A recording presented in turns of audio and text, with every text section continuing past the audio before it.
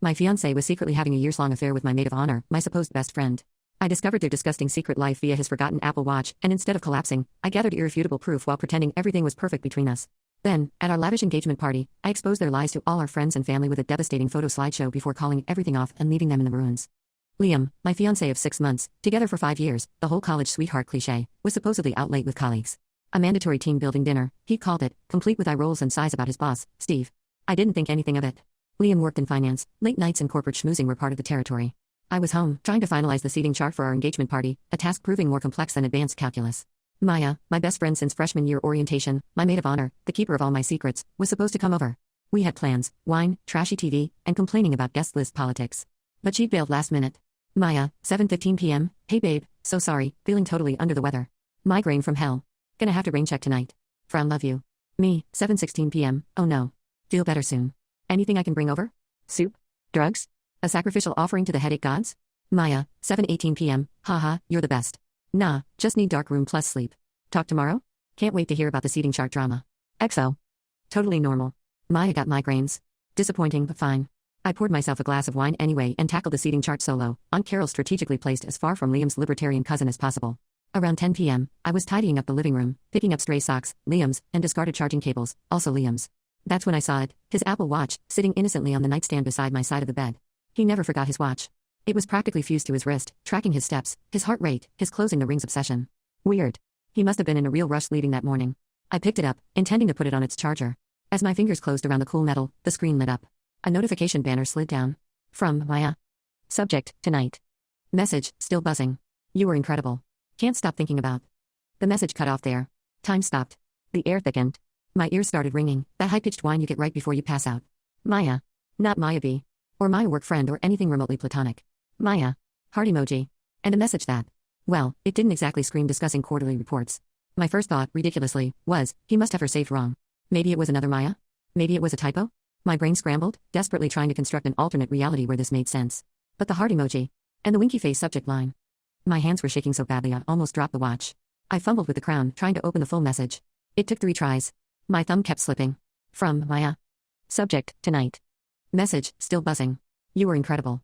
Can't stop thinking about that little motel room. Felt so naughty ditching work dinner and Chloe's whining. Need to see you again ASAP. Like, tomorrow? Forget Steve, let's make our own team building. XOXO. Chloe's whining. The words hit me like physical blows. Little motel room. Ditching work dinner. Maya. My Maya. The one who was supposedly home nursing a migraine. The one who called me babe. The one who was going to stand beside me at my wedding. I sank onto the edge of the bed, the watch heavy in my palm. Bile rose in my throat. It wasn't just cheating. It was her. And it wasn't new. The ease of the message, the casual cruelty about me. This had been going on for a while. How long? How many times had she cried fake tears over my relationship anxieties? How many times had Liam kissed me after being with her? My carefully constructed world, the loving fiancé, the loyal best friend, the upcoming wedding, the Pinterest boards full of white lace and blush roses, didn't just crack. It exploded. Violently. Leaving nothing behind but smoke and the acrid smell of betrayal. I felt cold.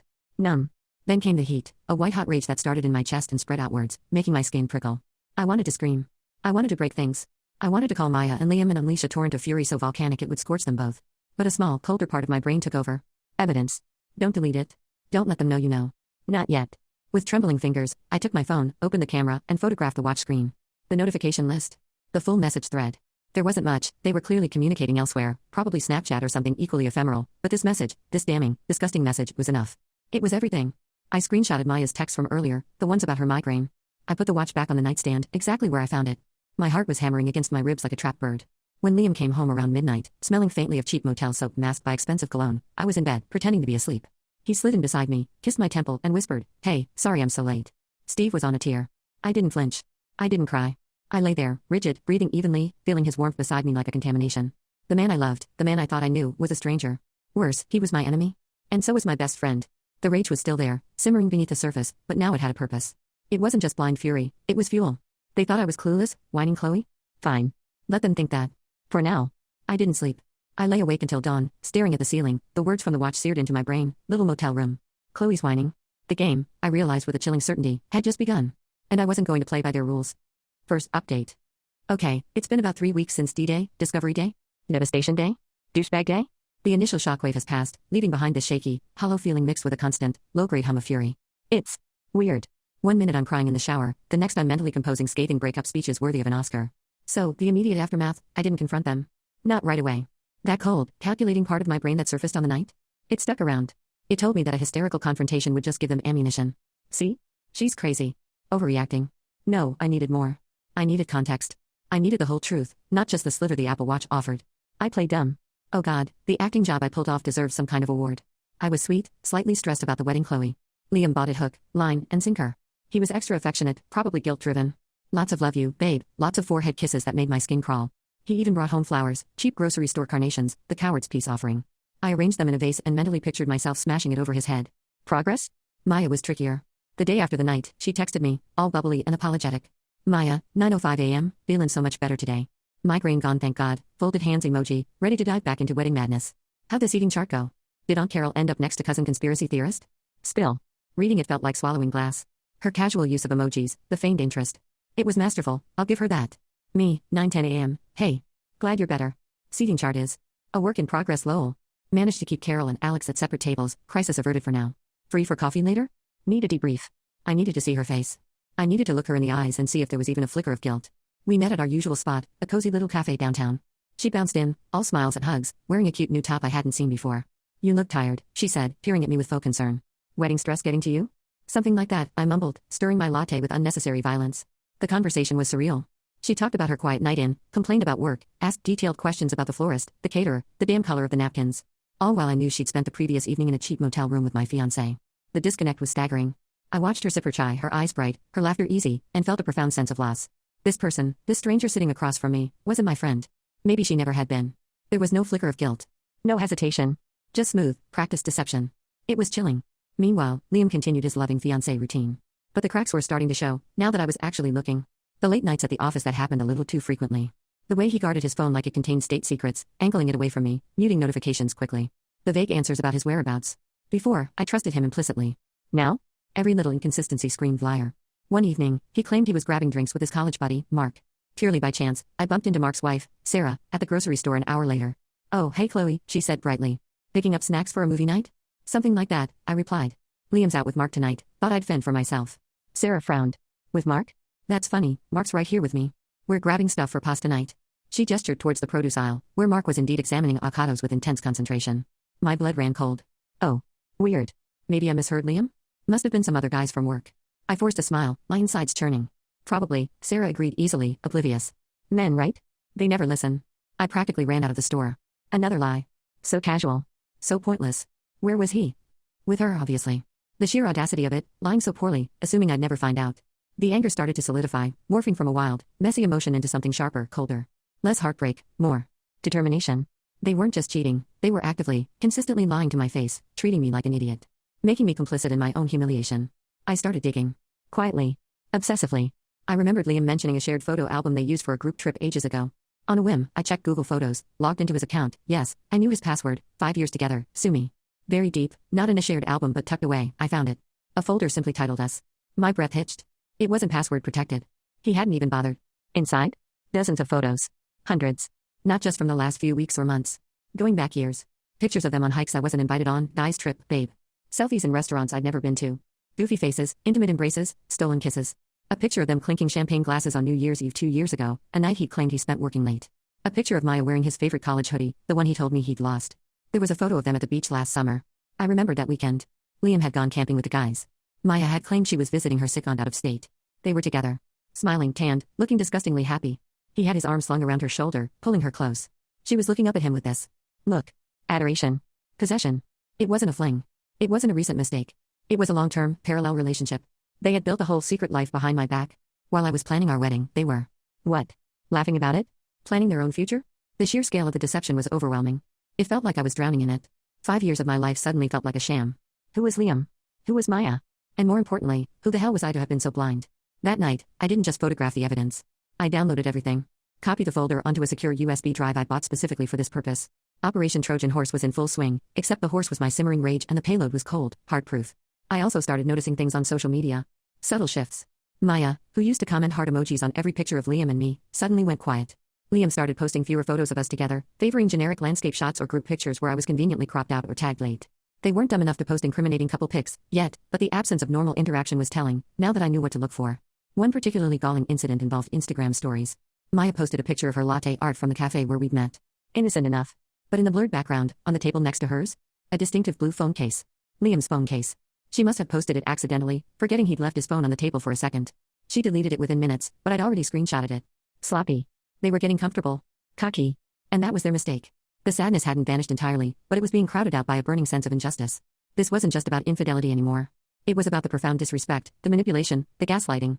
They hadn't just broken my heart, they tried to break my reality. I stopped crying in the shower. I started making lists. Timelines. Cross-referencing photos with lies Liam had told me.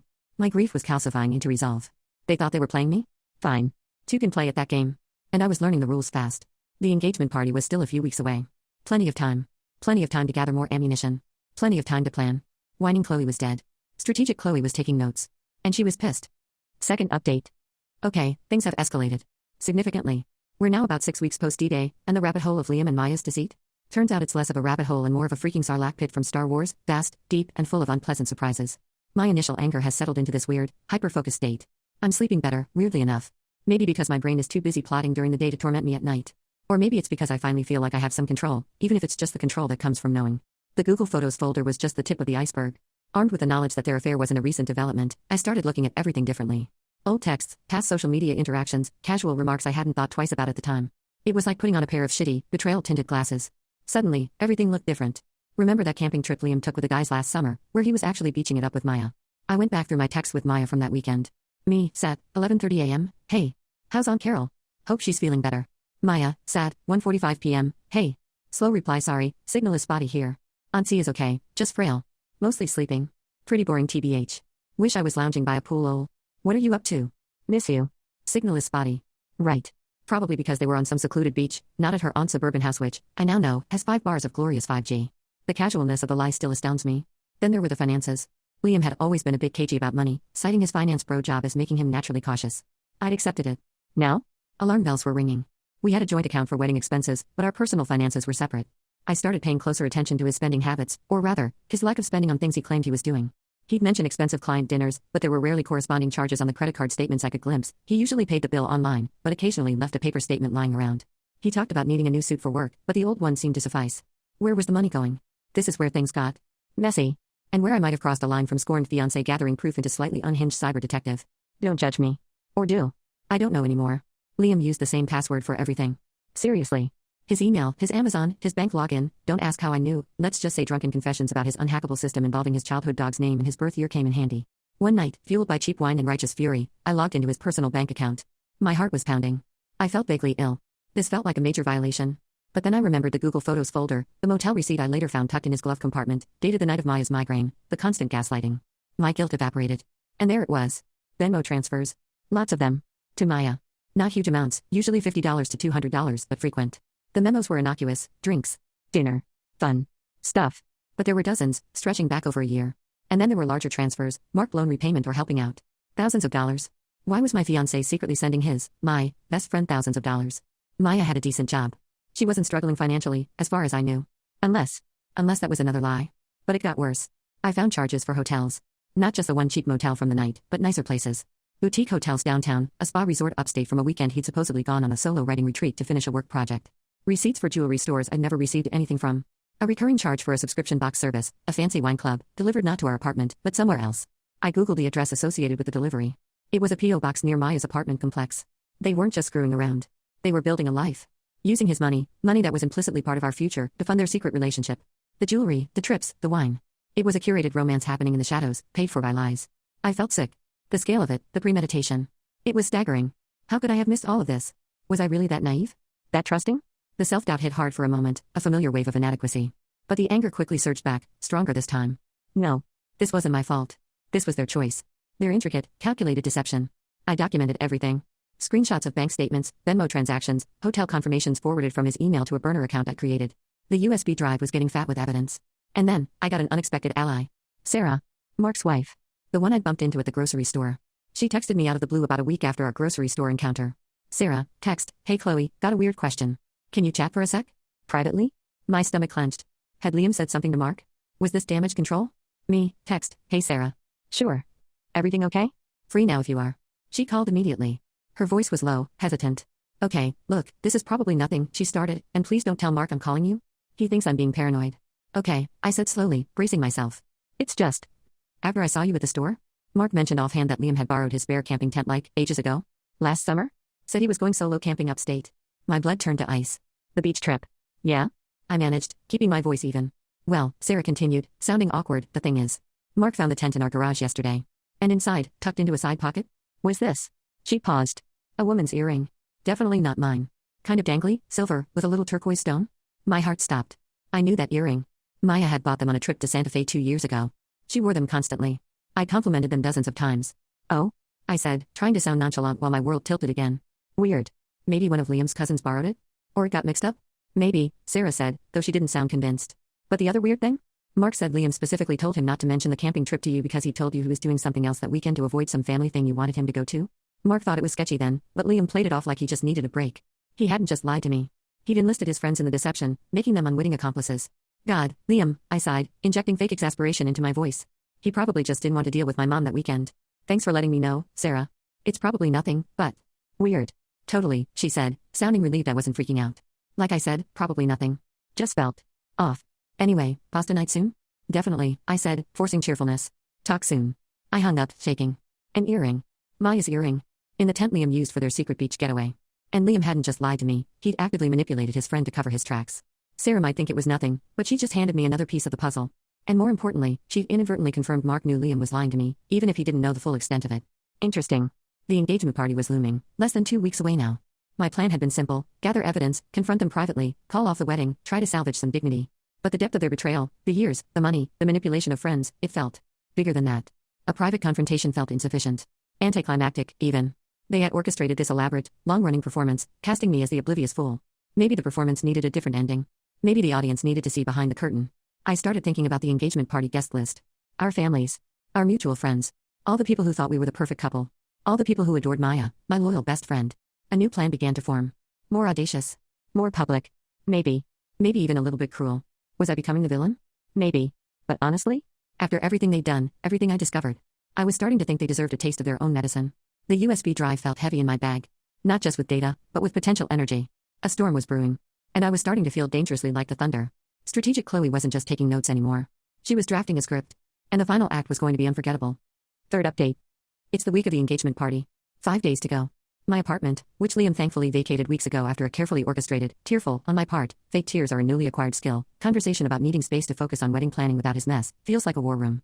Seating charts are pinned to the wall, not with guest names, but with notes, no's, suspects, clueless, potential ally. The USB drive of evidence sits locked in my desk drawer like a small, dense brick of potential chaos. The hyperfocus I mentioned? It solidified into this unnerving calm. The wild emotional swings have mostly stopped. I'm not sad anymore. I'm not even purely angry. I'm cold. Methodical.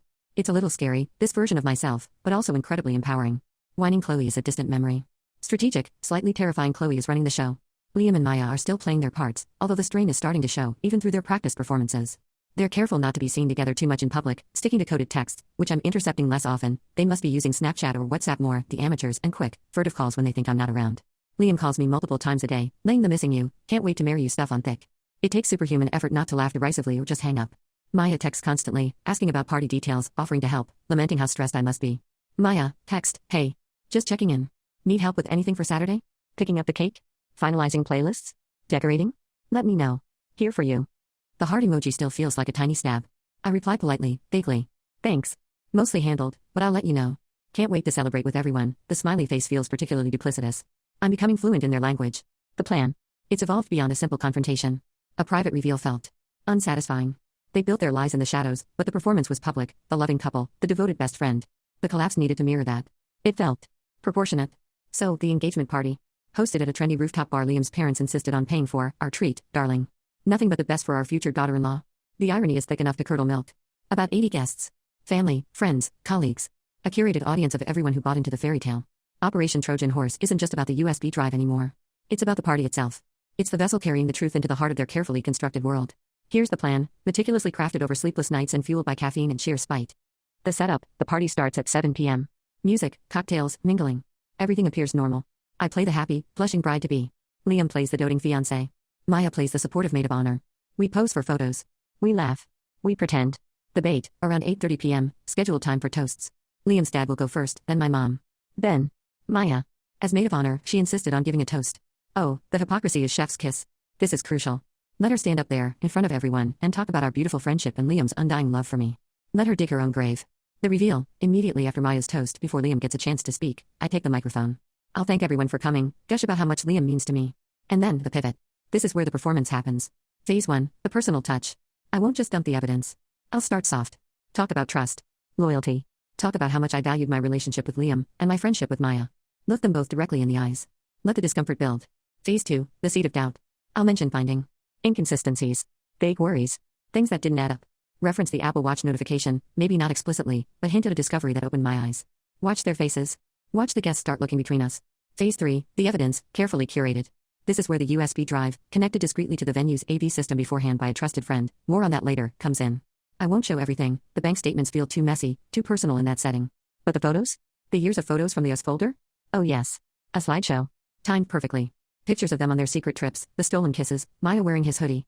Juxtaposed, perhaps, with photos of me and Liam from the same time periods. Maybe even a screenshot of Maya's migraine text next to the motel receipt from that night. Nothing X-rated, just damningly intimate. Enough to obliterate the narrative they've so carefully crafted. Phase 4, the climax. As the photos play, I deliver the final blow. State the facts calmly. Liam and Maya haven't just been having an affair. They've been in a relationship for years, behind my back. This engagement, this party. It's all been built on lies. Address them directly. Ask them if they have anything to say. Spoiler, they won't. Not anything coherent, anyway. The exit, announce the engagement is off. Thank the guests for coming too. Well, this. Then turn around and walk away. Head high. No tears. Just. Done. Leave them standing there, exposed, under the confused, horrified, or pitying gaze of 80 people. It's ambitious. It's dramatic. It's probably certifiably insane. But it feels right. They wanted a performance? They'll get one. Executing this requires help. I can't manage the AV system myself while playing the happy hostess. Enter my secret weapon, my cousin, Alex. Alex is a tech wizard, fiercely loyal, and has always had a vaguely suspicious vibe about Liam. He once called him too smooth. I confessed everything to Alex last week, showing him the USB drive. His reaction went from stunned silence to protective fury in about 10 seconds.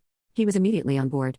He's agreed to pose as an assistant to the DJ, ensuring the slideshow is ready to launch on my signal, a specific phrase I'll use in my speech. The past few days have been a blur of final preparations. Confirming vendors, yes, the irony of finalizing details for a party designed to blow up my life is not lost on me, fielding calls from excited relatives, and maintaining the facade with Liam and Maya. Liam tried to have a serious talk last night. Are we okay, Chloe? He asked, furrowing his brow with that fake concern that now makes me want to gag. You seem distant. I produced some watery tears, method acting, baby, and blamed wedding stress. It's just so much, Liam. I'm overwhelmed. But seeing everyone on Saturday, celebrating us, that's what I'm focusing on. He bought it. Hugged me tight. Whispered, it'll all be worth it, babe. Soon you'll be Mrs. Davis. Over my dead body, I thought, smiling sweetly up at him. Maya dropped off a little pre-party pamper kit yesterday, bath bombs, face masks, champagne truffles. You deserve to relax. She chirped. Inside the bag, tucked beneath the tissue paper, was a small, beautifully wrapped box. Inside? A silver necklace with a tiny infinity symbol. The card read, to my best friend, my sister. Here's to forever. Love always, Maya. I almost threw up. The audacity. The sheer, unmitigated gall. I placed the necklace carefully back in its box. It might make a nice visual aid for my speech. So, here we are. T-5 days. The plan is set. My ally is in place. The evidence is locked and loaded. I feel strangely calm, like the eye of the storm. I know Saturday night will be chaos. Fallout will be immense. Reputations will be shattered, mostly theirs, I hope. Relationships will be irrevocably broken. But for the first time in months, I feel like I can breathe. The weight of their secrets, the burden of pretending, it's almost over. This isn't just about revenge anymore. It's about reclaiming my narrative. It's about exposing the truth they tried so hard to bury. It's about showing them, and myself, that I'm not the clueless, whining victim they thought I was. Saturday night isn't just an engagement party. It's a reckoning. And I'm ready. Let the games end. Final update. It's done. The party happened. The confrontation. It went down. And honestly, it was even more dramatic, more surreal, and ultimately more satisfyingly final than I could have planned. I'm writing this 2 weeks later, sitting in my blessedly Liam and Maya-free apartment, sipping tea, not wine, progress, and trying to process the explosion and its radioactive fallout. The day of the party was strange. I woke up with that same unnerving calm. Got my hair and makeup done, feeling like an actress preparing for a challenging role. Slipped into the dress, not the engagement dress I originally planned, that felt tainted, but a sleek, powerful emerald green one I bought last minute. A warrior color, maybe? Or maybe I just liked how it looked. Liam arrived to pick me up, looking handsome in his suit, oblivious as ever. You look stunning, Chloe, he breathed, trying to kiss me. I offered my cheek. He looked momentarily confused but shrugged it off, probably attributing it to pre-party jitters. The drive to the rooftop bar was mostly silent. He chattered about work, about seeing his family. I nodded along, my heart rate steady, my mind rehearsing my opening lines. The venue is beautiful, I'll give his parents that. City skyline sparkling, fairy lights twinkling, soft jazz playing. Guests mingled, champagne flowed. I plastered on my brightest smile, accepted congratulations, hugged relatives, and posed for photos with Liam, feeling his arm around my waist like a phantom limb. It was grotesque, playing this part, knowing what was coming. Maya arrived shortly after us, looking radiant in a blush pink dress, of course. She rushed over, enveloping me in a hug that felt like poison ivy. "Oh my god, you look incredible. Are you excited?" She gushed, eyes shining with fake sincerity. "Beyond words," I replied, my smile feeling tight. I saw her exchange a quick, almost imperceptible glance with Liam across the room. A little spark of shared conspiracy. Enjoy it while it lasts, I thought. My cousin Alex gave me a subtle nod from near the DJ booth. He was in position. Showtime was approaching. The first hour was a blur of fake smiles and small talk. I circulated, making sure to chat with key people, Liam's parents, my parents, mutual friends who I suspected Maya had been feeding lies to. Laying the groundwork. Being the picture of happiness. Then came the toasts. Liam's dad gave a rambling, vaguely sexist speech about Liam finally bagging a good one. My mom cried and talked about how proud she was. Standard parent stuff. And then, Maya stepped up to the microphone, beaming. My stomach tightened, not with nerves, but with anticipation. Here we go. "Wow, look at this amazing couple," she began, gesturing towards Liam and me. "I have known Chloe since we were awkward freshmen, bonding over terrible dorm food and questionable life choices." Polite laughter. "And I've seen her grow into this incredible, strong, beautiful woman." She paused, looking directly at me, her expression radiating fake affection. "Chloe, you are more than my best friend, you're my sister. Seeing you find someone like Liam, someone who cherishes you, who compliments you so perfectly." Her voice hitched with faux emotion. "Well, it just makes my heart burst." She turned to Liam. "Liam, welcome to the family. You are one lucky guy. You treat my girl right, okay?" She winked. The crowd awed. "From the moment I saw you two together, I knew it was endgame. Your love is inspiring, passionate, the real deal. Inspiringly deceitful, maybe, I thought, keeping my face carefully composed. So, she concluded, raising her glass. To Chloe and Liam. May your life together be filled with endless love, laughter, and happiness. We are also thrilled for you." Applause erupted. Maya stepped down, hugged me again, whispering, "Love you." I smiled back, a slow, deliberate smile that didn't quite reach my eyes. "Thank you, Maya. That was memorable." Her return smile faltered for just a fraction of a second. Did she sense something? Too late now. Before the DJ could restart the music, before Liam could move towards the mic, I stepped forward. "Actually," I said, my voice clear and steady, amplified by the microphone Alex subtly angled towards me. "I'd like to say a few words too." A hush fell over the crowd. Liam looked surprised but pleased, probably expecting a gushing tribute. Maya beamed encouragingly. "Thank you all so much for coming," I began, scanning the faces, confused, expectant, happy. "It means the world to us to have you here celebrating this moment." I paused, letting the word hang. "I want to thank Liam's parents for this beautiful party. And my parents, for their endless support. Standard pleasantries. Keep them comfortable for a moment longer. And Maya," I turned to her. She looked smug. "Thank you for that. Incredibly heartfelt toast. Hearing you talk about sisterhood, about cherishing relationships. It's really given me a lot to think about." Her smile tightened. "You know," I continued, turning back to the crowd, but angling myself slightly towards Liam and Maya, "planning a wedding makes you reflect. On partnership. On trust. On what it means to build a life with someone. Liam and I looked at him, holding his gaze. "We've built something over the past 5 years. His brow furrowed slightly. "But sometimes," my voice dropped slightly, becoming more serious, "things aren't what they seem. Sometimes, the foundations you thought were solid turn out to be built on sand. Or maybe," I let out a small, humorless laugh, "on secrets and cheap motel rooms." A collective gasp rippled through the crowd. Liam went pale. Maya's eyes widened in panic. They both started trying to subtly shake their heads, mouths opening slightly as if to protest, but no sound came out. "I know this isn't the traditional engagement party speech," I said, my voice gaining strength. "But I recently discovered that the inspiring, passionate, real-deal love story Maya just toasted isn't actually mine." I gave Alex the signal phrase we'd agreed on. It seems some people prefer a different kind of picture. Right on cue, the large screen behind the DJ booth, which had been displaying a tasteful monogram, flickered. And then, the first photo appeared. Liam and Maya, beaming, on that beach from last summer. The date stamped in the corner. Whispers erupted. People turned to stare at Liam and Maya, whose faces were masks of horror.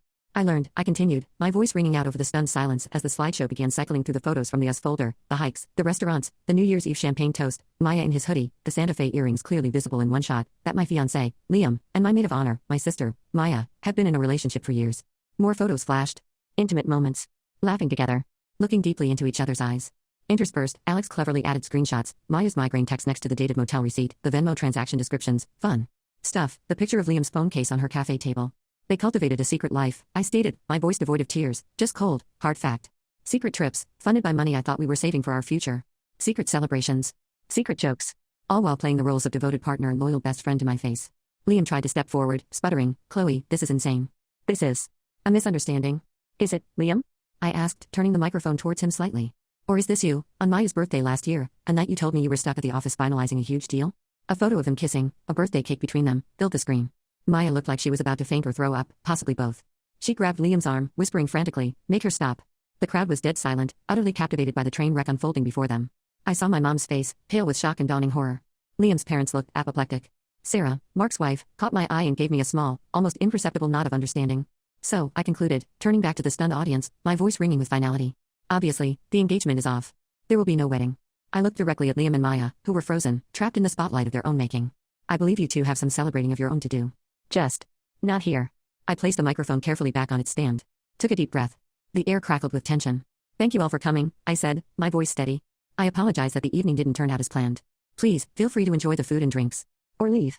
Honestly, I don't really care. And then, I turned. Head high. Shoulders back. And walked. Straight past my shocked parents, past the stunned guests, past the wreckage of my former life. I didn't run. I walked deliberately towards the exit, Alex falling into step beside me once we were out of the main party area. I didn't look back. The fallout was biblical. Phones blew up immediately. Texts, calls, voicemails. Liam and Maya apparently slunk out of the party shortly after I did, facing a gauntlet of disgusted and bewildered looks. My parents were initially horrified by the public nature of it all, but after I sat them down the next day and calmly walked them through the years of deception, the photos, the financial trail, their horror shifted to protective fury directed squarely at Liam and Maya. Liam's parents, predictably, tried to spin it as me being unstable and vindictive. Their precious boy could do no wrong, naturally. Most mutual friends sided with me, disgusted by the depth of the betrayal, especially Maya's role. Some tried the both sides argument, but quickly shut up when presented with the sheer volume of evidence. Sarah became a true ally, corroborating the camping story and generally being awesome. Liam sent groveling texts, then angry texts, then threats, vague ones, about making me regret embarrassing him. I blocked him. Maya tried calling once, sobbing hysterically. I didn't pick up. I heard through the grapevine she lost her job, apparently, news travels fast, and her boss was friends with Liam's dad's golf buddy or something equally convoluted. Liam is apparently hiding out at his parents' place. Good riddance to them both. The past 2 weeks have been about rebuilding. Canceling vendors, surprisingly cathartic, changing locks, deleting photos, the real ones, the ones I thought were happy memories, and leaning on my real support system, my family, Alex, Sarah, the friends who proved their loyalty. Was it the right way to handle it? Maybe not by conventional standards. It was messy, dramatic, and definitely burned bridges. But you know what? It felt honest. They created a public lie, and I countered with a public truth. They thrived in the shadows, I dragged them into the light. It wasn't just about revenge, it was about reclaiming my own story, refusing to be the silent victim in their narrative. I don't feel heartbroken anymore. I feel lighter. Cleansed. Yes, there's sadness for the future I thought I had, for the friendships I lost, or maybe never really had. But overshadowing that is a profound sense of relief and a burgeoning sense of self-worth I haven't felt before. I survived. I exposed the truth. I walked away with my head held high. I'm not the same naive, trusting Chloe I was 6 months ago. That girl is gone, and maybe that's okay. This new Chloe is warier, sure, but she's also stronger, more discerning, and unwilling to tolerate disrespect. She has scars, but she's healing. The emerald green dress hangs in my closet. Sometimes I look at it and shudder slightly at the memory of the confrontation. But mostly, I see it as a symbol. A symbol of the moment I stopped being a character in their story and became the author of my own. The future is uncertain. No wedding plans, no fiancé, no best friend who turned out to be a viper. Just me. And for the first time in a long time, that feels like enough. It feels like freedom. The rooftop reckoning wasn't just an ending. It was a brutal, necessary, and ultimately liberating beginning.